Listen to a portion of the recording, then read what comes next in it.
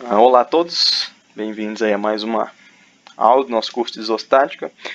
E agora nessa aula aqui já iniciando o módulo 3, né, então a parte aí de arcos, certo? Então a gente vai ver um pouquinho aqui algumas definições, né, como calcular esforços e depois um pouquinho de arco triarticulado, certo? Então aí nessa aula só um breve resumo, então a gente vai ver o que são arcos, algumas aplicações, né, e enfim, como determinar reações de apoio, esforços internos e diagramas, certo? Então vamos lá.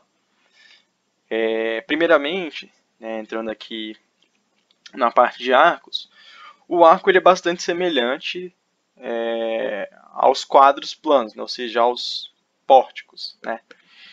E a gente vai ver daqui a pouco como calcular. Ele é bastante semelhante, né, tanto a normal, cortante, fletor. A diferença é que agora a direção, né, do esforço, principalmente o normal e o cortante, não vai ser na mesma direção dos eixos x e y. Então a gente nota aqui, ó, que existe uma inclinação. Então se eu passar, por exemplo, deixa eu pegar aqui o lápis. Se eu passar, por exemplo, uma seção aqui, né, o meu eixo normal ele vai estar para cá, né, e o eixo cortante ele vai estar assim, ou seja, eles têm uma certa inclinação, né, com os eixos naturais, vamos dizer assim. E essa seria uma diferença em relação ao pórtico, né, que a gente está mais acostumado. A grande vantagem, né, da utilização de arcos é para justamente reduzir esforço de momento fletor, né? Então, às vezes, você tem um grande vão, né? O momento fletor é um problema, certo? Quando você tem vãos muito grandes. E a partir do momento que você usa arco, né, você consegue, digamos assim, seguir o formato da força, né? E aí, com isso, você reduz o momento fletor para o arco trabalhar predominantemente a esforços de compressão, certo? Eles podem ser usados também, né, para suportar grandes cargas, também eventualmente funções estéticas, né, arquitetura, enfim, né, entre outras. Então, ele tem algumas aplicações interessantes. E a análise, né, vai ser bem semelhante à questão de pórticos, tomando cuidado com os ângulos, né, que isso que vai realmente interferir no cálculo, certo? Aqui são alguns exemplos, né, de arcos, né, e como é que isso muda, né, de acordo com reações de apoio, outros elementos, enfim, né, com relação à estaticidade. Então, por exemplo, esse aqui, né, esse primeiro aqui, seria o arco isostático mais comum. Né? Ele tem um apoio de segundo gênero, um apoio aqui de primeiro gênero e o arcozinho apoiado aqui em cima. Então, a gente vai ter, né, o número de restrições, né, 3, igual ao número de equações. Então, um arco isostático. Se a gente botar agora, né, pegar esse apoio de primeiro gênero, converter ele para um segundo gênero, né, então a gente vai ter uma restrição a mais. Então, o grau que era 0, né, o grau de hiperestaticidade, agora ele é 1. Ou seja, a gente tem uma reação a mais do que as equações da estática. Então, nesse caso, por exemplo, né, que é hiperestático, a gente precisaria recorrer a algum outro método, né, seja algum tipo de compatibilidade de deslocamento, enfim, né, método das forças, todas essas questões aí são possíveis. No caso, por exemplo, da gente colocar uma rótula, qual que é a diferença desse segundo arco para esse terceiro? Esse terceiro é o chamado arco triarticulado. Né? E na medida que a gente coloca essa rótula, se a gente lembra lá de treliças, principalmente, né, a gente tem que rótula é um local de momento fletor nulo. Ou seja, isso vai me dar uma quarta equação que eu posso utilizar. Eu sei que o momento fletor aqui vai ser nulo. Então, se eu tenho quatro equações, quatro incógnitas, volta a ser isostático, certo? Aqui um exemplo de um arco engaçado e apoiado aqui, né? Então, a gente tem um grau de prestaticidade 2. Né? No caso, por exemplo, da gente pegar esse primeiro arco, né, esse arco base, e colocar um tirante aqui embaixo, né, a gente vai ter uma incógnita a mais, que é justamente o esforço normal do tirante. Então, volta aí a ser peristático de grau 1, certo? E aí, no caso, a gente pegar esse arco e restringir esse apoio aqui em mais um grau, né, a gente vai ter mais uma restrição. Então, o grau que era 1, agora ele fica 2. Certo? Então, um arco ele vai construindo aí em cima do outro, certo? Os tipos mais comuns, né, eles seguem o formato aí de uma circunferência ou uma parábola, né, de equação definida, mas em alguns casos, né, pode também ter alguns tipos de arcos aí mais complexos, arcos compostos, enfim. Né, eventualmente, essa barra ela pode ser substituída por uma treliça, por exemplo, né, então um arco treliçado também é possível, enfim, né, tem vários tipos aí possíveis de arcos, certo? Então vamos agora entrar na parte específica de cálculo dos esforços, certo? Então, beleza. O que a gente tem? Eita. Vamos analisar aqui os esforços nesse arco aqui. Sujeito apenas uma carga pontual P aqui no centro para facilitar realmente o nosso entendimento.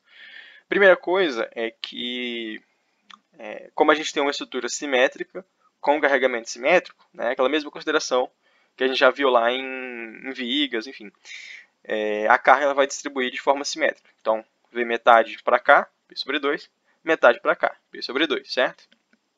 E aí a gente vai ter que isso daqui é uma semicircunferência, certo? Porque a distância do arco até esse ponto central aqui é justamente R, né, uma distância constante. E no caso de uma seção S, né, a gente vai ter essa decomposição de esforço. Né? Depois, mais à frente, eu vou mostrar isso aqui com mais detalhes, que aí fica melhor. E é justamente isso aqui, né? Os esforços cortantes eles são variáveis justamente por conta disso. Ó. Perceba que a componente cortante, ó, né, ela depende do seno do ângulo. Então, dependendo do ângulo, eu vou ter diferentes valores de cortante. Né? Não vai ser uma constante igual era numa viga, por exemplo. Certo? Mas a gente vai ver. Ó, aqui já dá para ver melhor isso daí. Fazendo uma seção num ponto qualquer, né, o que a gente tem. Isso aqui é importante que existe um ângulo. Né? Essa seção ela está inclinada, né, de θ com relação ali à horizontal, né? E aí o que acontece? O que acontece é que a gente tem que decompor. Ou a gente decompõe os esforços internos em horizontal e vertical, ou a gente decompõe as forças na direção normal e na direção cortante, que é o que a gente vai fazer aqui para facilitar os cálculos, certo? E a gente tem aqui, né, o normal, que por definição ele é perpendicular à seção, e o cortante, né, na direção tangente à seção. E o momento vetor, né, tracionando aqui a parte de dentro do arco, certo?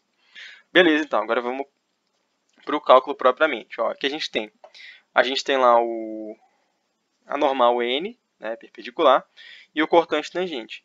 E aí o ângulo θ ele vai estar justamente aqui, entre a direção cortante e a horizontal, certo? E aqui embaixo, né, ele está nessa abertura aqui, certo? E aí para decompor, a gente tem que decompor todas as forças externas, né? Nesse caso, a única força é o próprio VA, né?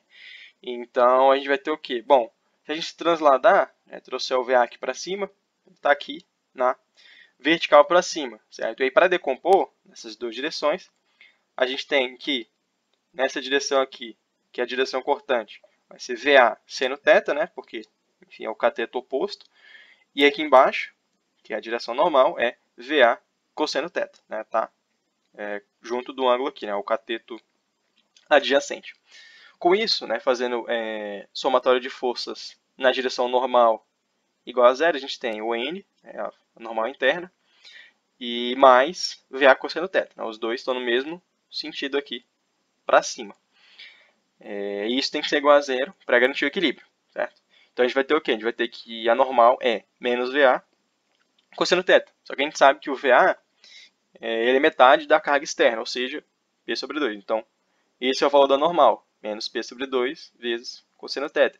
E aí note a diferença, né, do que seria o caso de uma viga, por exemplo, né, que a viga tem o seu eixo reto. No caso da viga, né, que a gente já teve um exemplo semelhante, lá no módulo 2, no caso não teria esforço normal, né, seria só o cortante, mas seria um valor constante.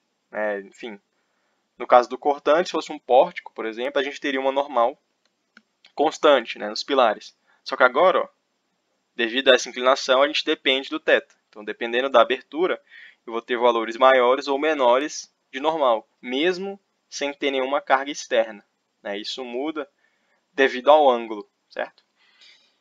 Para cortante a mesma coisa, né? Fazendo soma de forças nessa direção aqui, a gente tem o cortante, né? Na direção aqui positiva para baixo, e menos VA seno θ, né? Porque ele está para cima aqui. Igualando isso a zero, a gente encontra que o cortante ele vale VA seno θ, e a mesma coisa, né? O VA, π sobre 2. E é justamente isso aqui, né? Ele depende do ângulo. Então, por exemplo, aqui embaixo, o cortante é zero e o normal é máximo. O que faz sentido, né? Porque nesse ponto aqui embaixo, ele está justamente na direção vertical, né? Então, a força está comprimindo totalmente, enquanto que a cortante está perpendicular aqui. Então, tem essas considerações, certo? No caso do momento fletor, o ângulo em si ele não interfere no cálculo, né? Então, o cálculo é normal, é realmente pegar força vezes distância.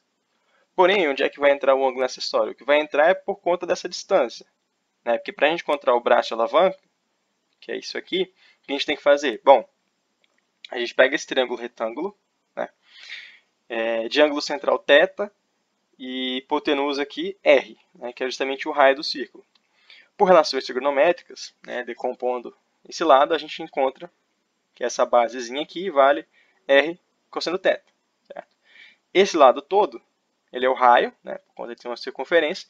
Então, esse braço de alavanca da força VA é justamente VA vezes esse pedaço, né? Esse pedaço é o quê? R menos R cosseno θ. Okay? Sobra justamente isso aqui. Então, VA, R menos R cosseno θ. Certo? Mas a lógica do momento é a mesma de vigas e pórticos, né? Força vezes distância. Fazendo então o equilíbrio de momentos, a gente tem o M, né, que é o momento da seção, menos, né, momento positivo, sentido anti-horário, menos VA vezes o braço de alavanca. E aí, resolvendo isso aqui, a gente encontra que, no caso aqui, acabou ficando com um errinho aqui. Isso aqui, na verdade, é 1. Então, 1 menos cosseno θ. A gente chega nessa expressão aqui. Então, o momento ele é PR sobre 2 vezes 1 menos cosseno θ. Certo? Então, dependendo aí do ângulo, o momento fletor, ele vai variar. Então, a gente tem as três equações, certo? E aí note que as três dependem do ângulo. E essa é a grande diferença com relação à análise de pórticos que a gente fez. Que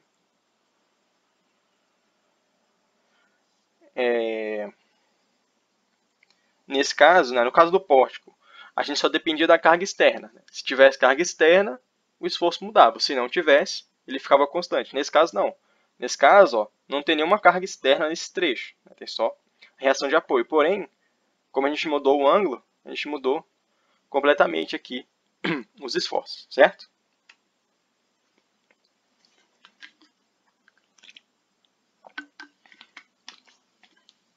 Plotando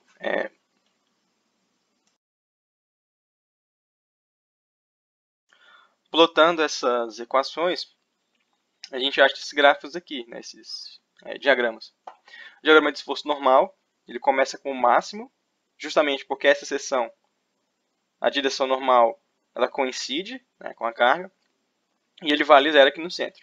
Como é simétrico, mesma coisa aqui para o outro lado. Certo? No caso do cortante, ele é meio que o inverso do normal. Ele começa como zero, por quê? Porque a direção tangente ela é perpendicular, né, à reação, e aqui no meio, a direção cortante é a mesma direção da carga. Então, a gente tem um valor máximo aqui, e justamente com a descontinuidade, por conta de ser o ponto de aplicação da carga. Né? E aí, num ponto qualquer, né, a gente pega aquela nossa equação P sobre 2 seno θ, certo? Então, plotando aí. No caso de momento fletor, né, PR sobre 2, 1 menos cosseno θ, vale zero aqui no apoio, o que era esperado, né, porque o único apoio que tem em momento é o engaste, né, então ele vem aqui e tem um valor máximo aqui no meio, que é justamente PR sobre 2, certo? E ele tem esse formato aqui, certo? Beleza, então, vamos ver agora um pouquinho de arco triarticulado. O arco triarticulado ele é semelhante, né, ao arco isostático normal. A diferença é que agora ele vai ter essa rótula no meio. Né? Então, a gente tem dois apoios de segundo gênero, certo? E uma rótula, não necessariamente no meio, né? Pode ser em outro ponto também, mas o mais comum é no meio. Que aí fica esses dois segmentos aqui, como se fosse meio que uma grande treliça, né? Em forma aqui de arco. Né? Eu digo treliça, assim, entre aspas, por conta dos trechos todos rotulados, né? E a grande vantagem do arco triarticulado é que, por ele ter essa segmentação, ele se adapta bem à mudança de forma. Né? Então, ele consegue absorver melhor aí os esforços internos. Aqui um exemplo, né, que é interessante, nessa parte de arco triarticulado, a gente tem principalmente essa questão da chamada linha de pressão. Né? O que é a linha de pressão? A linha de pressão ela é o formato, né, do arco que corresponde à carga, digamos assim, de modo que o momento flutor seja zero. Ou seja, eu tenho uma determinada carga e eu consigo desenhar o arco de forma que ele não tenha momento fletor. Né? E aí ele seja sujeito a esforço nulo. Certo? E aí justamente o que a gente vai comparar. Então, por exemplo, a gente tem esse caso aqui, né, na verdade a carga é igual, né, uma carga uniforme, porém a gente tem aqui um arco triarticulado e um arco isostático aqui, padrão. Né? E aí, ó, calculando os esforços, veja a diferença que acontece. Né? No caso do esforço triarticulado, né, com essa rótula, o momento fletor é nulo. Ou seja, esse arco ele é chamado a linha de pressão da carga. Ele é um formato que não gera momento fletor. E aí, nesse caso, que a gente não tem a rótula, a gente vai ter um momento fletor máximo aqui no centro de 80. Né? Então, colocando a rótula, a gente consegue zerar o momento em todo o arco. Né? Então, isso facilita bastante essa redução de esforços na hora do dimensionamento. Certo?